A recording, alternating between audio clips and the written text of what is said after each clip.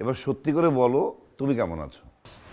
ভালো নেই রে ভাই, আমার সব কিছু শেষ হয়ে গেছে, সব সব শেষ।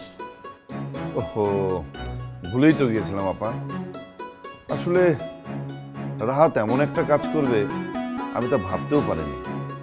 তবে আমি ভেবেছিলাম ওকে সাবধান করব, কিন্তু সাবধান করার আগেই তো ঘটনাটা ঘটিয়ে দিল।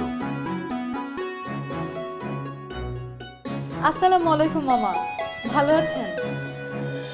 ওয়ালাইকুম আসসালাম। আপা, ও কি রাহাতের বউ? মানে আমার ভাগ্নে বউ?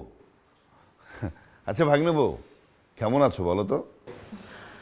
ভালো আছি মামা। ও সবসময় ভালোই থাকে, কারণ কি জানিস, ও আমার রাহাতকে দখল করে নিয়েছে।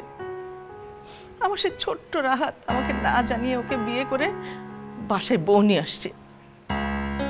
চিন্তা করে দেখ কতটা স্পেল বাউন্ড হয়েছে রাহাত।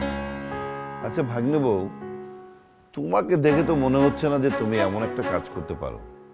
তাছাড়া এমন একটা কাজ করার আগে তোমার পরিবারের কথা একবারও মনে হয়নি? আর পরিবার, ওসব কথা পরে হবে।